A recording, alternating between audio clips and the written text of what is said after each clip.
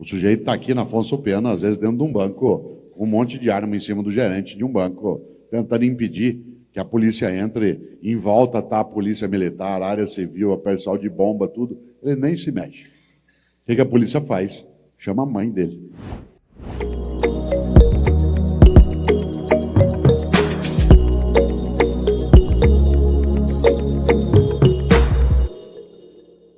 Há um grande pensador britânico do século XIX, chamado Benjamin Disraeli.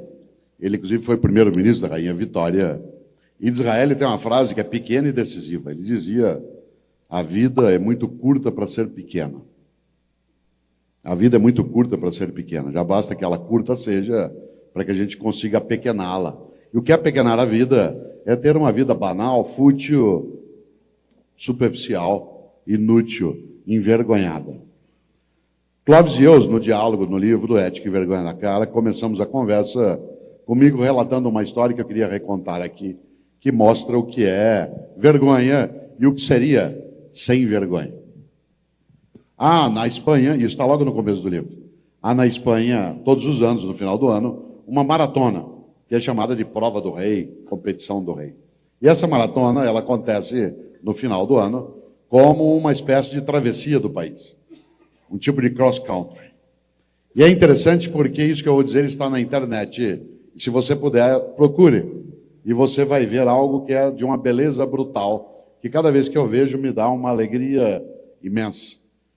Em 2012, na prova do final do ano, a maratona acontecia na Espanha, como sempre, e estava lá na frente, em primeiro lugar, na frente de quase todo mundo, para variar, o corredor queniano, que, aliás, houvera ganho na Olimpíada em Londres em 2012. Logo depois dele, encostado nele, um corredor espanhol, de 22 anos de idade. E o queniano estava a 5 passos da vitória, de cruzar a linha de chegada. E ao chegar próximo ao final, ele se confundiu e achou que já tinha cruzado a linha. E parou para tirar foto. As pessoas pararam para abraçá-lo e ele parou. Bastava o espanhol, o jovem espanhol, dar 2 passos e ele venceria a prova. O que fez o espanhol? Aí vem gente que tem vergonha. Porque o sem vergonha não faria o que fez o espanhol. O sem vergonha ficaria feliz de não fazer o que fez o espanhol. Porque a alegria do sem vergonha vem em ser mal. Isto é, de não fazer aquilo que seria recomendado fazer.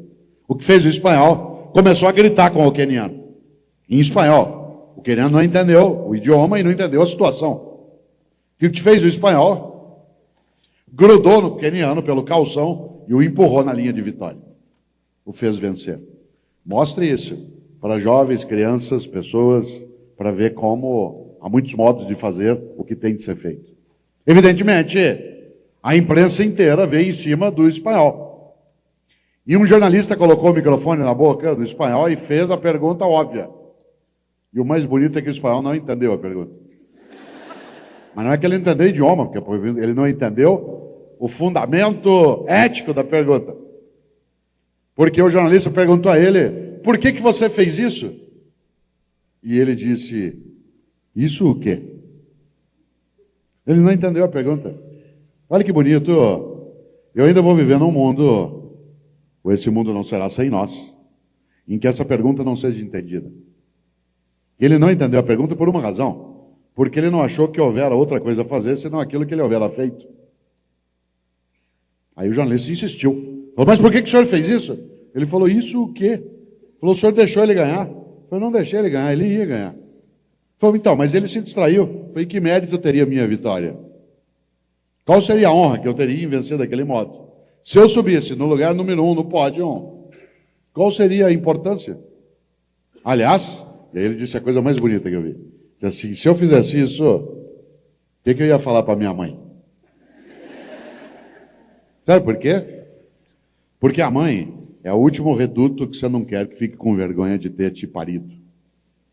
Se a pessoa que te deu a vida se arrepender de ter feito isso, aquilo que você fez, você não devia ter feito. A mãe envergonhada. Minha mãe mora em São Paulo, como eu. Aliás, mora perto de nós, tem 85 anos. Eu estava ontem à noite em Araras, no interior de São Paulo. Ela me ligou às 10h30 da noite, a hora que eu estava voltando, e disse assim: filho, onde você está? Eu falei: estou em Araras, mãe. Falou: já jantou? Eu falei: já. Falou: já escovou o dente? Eu falei: claro. E é verdade. Porque eu ia ficar com muita vergonha dela se eu não tivesse escovado o dente depois de jantar. A mãe é o último reduto que você não quer envergonhar. Como eu costumo dizer, a gente coloca isso no livro, até bandido da pior qualidade respeita a mãe.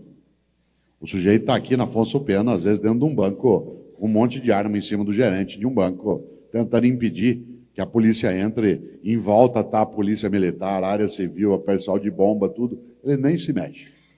O que a polícia faz? Chama a mãe dele.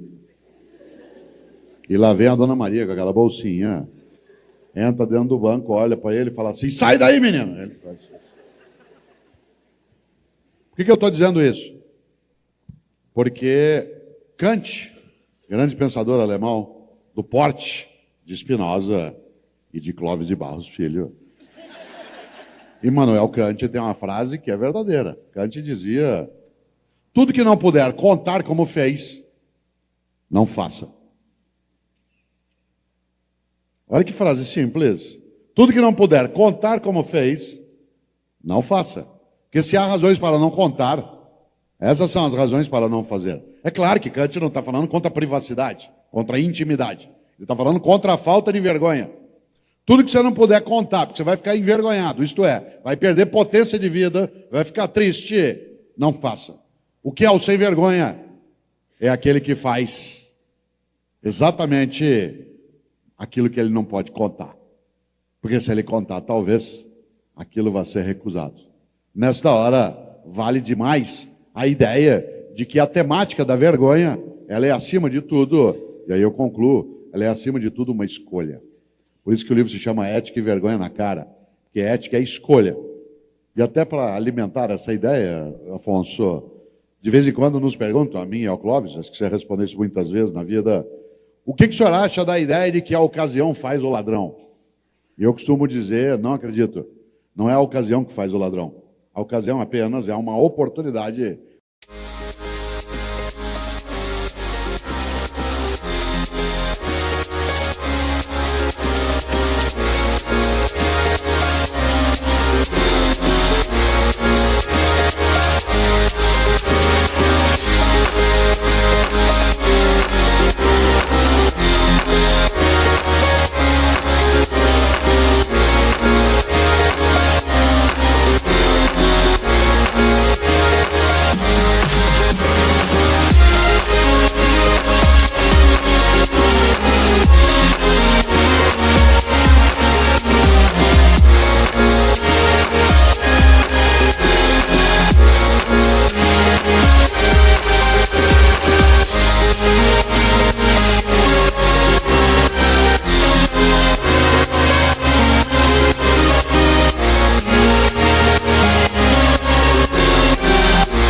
Para que o ladrão se mostre.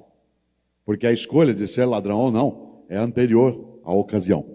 É uma decisão que antecede a ocasião. Há muita gente que se depara com a ocasião e, porque decidiu não sê-lo, não o será, mesmo que a ocasião seja propícia. Por isso, a clássica ideia que mostra que ética é, acima de tudo, uma escolha. Uma escolha que, aliás, como o Clóvis sempre diz bem, só pode ser feita por nós, seres humanos, que somos livres. Não dá para falar sobre ética em relação a outros animais que não têm capacidade de liberdade como nós podemos ter.